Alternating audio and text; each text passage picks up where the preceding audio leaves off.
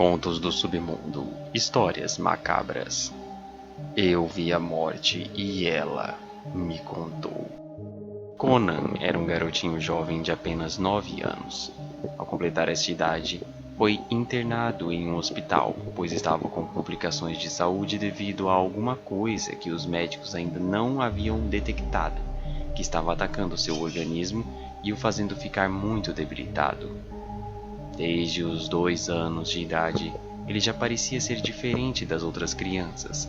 Seus pais, por vezes, o pegavam falando sozinho ou brincando com amizades que, para eles, era coisa da imaginação infantil.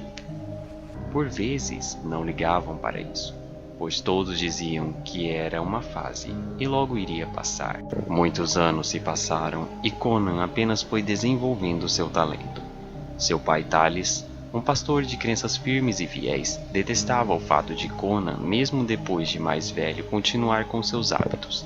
Para ele, o garoto poderia estar interagindo com criaturas profanas, e por esta razão, Thales passou a observar mais o comportamento de seu filho, que o levou a chegar à conclusão, depois de alguns episódios com o garoto, de que ele realmente conseguia interagir com entidades de outro plano. Já no hospital em que Conan foi internado, por ser criança, ele tinha o direito a acompanhantes em seu quarto. Então, sua mãe e seu pai revezavam para isso. Embora, algumas das vezes muito cansado, eles acabavam dormindo nas cadeiras do hospital. E foi em um desses dias que Conan, acordado por entre a madrugada, deitado e observando seu pai dormir, sentiu uma presença extremamente pesada vindo do lado de fora da porta do quarto. Ele virou-se para ela e entre as frestas da parte de baixo dela havia a luz que vinha de fora. Mas, por um breve instante, uma sombra de alguém ou alguma coisa ofuscou parte daquela luz. O garoto começou a sentir um grande mal-estar. Ele sabia que tinha uma entidade ali do outro lado, mas que ele nunca havia sentido essa energia antes. Conan, desde pequeno, sempre teve uma alma boa e costumava ajudar os espíritos, conversando com eles ou tentando entender o porquê de eles estarem ali. Esperto como era, por vezes até aconselhava alguns a tomarem boas ações em suas jornadas de ascensão, mas dessa vez era diferente. Aquela presença o garoto nunca havia sentido antes. Isso o intimidou no começo, embora sua curiosidade falasse mais alto, para entender o que estava acontecendo ali. Ele levantou-se da cama, dirigiu-se até a porta e a abriu. O silêncio tomou conta daquela cena por alguns instantes. Conan estava de frente a uma criatura alta, esguia, de vestes negras e rasgadas. Não conseguia ver-se o rosto daquele ser, pois estava escondido na penumbra de seu capuz. O garoto sentiu em seu pequeno coração um medo incomum. Nunca em sua vida ele havia visto um espírito daqueles. O que será que era aquilo? Curioso e tremendo por dentro, Conan pergunta: "Desculpe, senhor, mas quem é você?" A criatura esguia torceu o pescoço em um sinal de curiosidade, virando sua cabeça para o lado, mas não respondeu nada. Apenas agachou-se para ficar de igual para igual no tamanho do garoto. Levantou suas mãos, que eram de puro osso, e com seu dedo indicador o aproximou do rosto do jovem menino.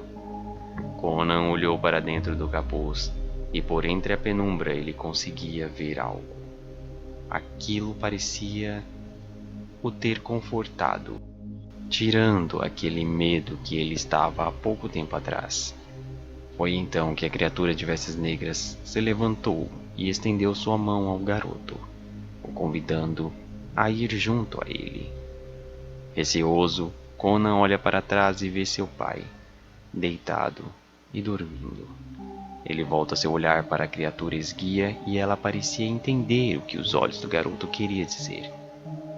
Foi então que ela acenou com a cabeça de forma positiva. O garoto dirigiu-se até seu pai. Deu-lhe um abraço, com lágrimas em seu rosto, e disse algo em seu ouvido antes de voltar à porta. Muito triste com aquilo, o garoto chorava muito. E foi então que ele voltou até a criatura e deu a mão para aquele ser de vestes negras. A porta então se fechou, e um barulho tomou conta daquele momento. Era o corpo do garoto caindo ao chão. O pai acordou rapidamente no susto e levantou-se para acudir o menino, que naquele momento caía sem uma gota de vida. Todos vieram ao seu socorro no hospital, mas era tarde. Tarde demais. A mãe, desolada ao saber das notícias, caiu aos prantos. Tempos depois, uma intimação chega na casa de Thales.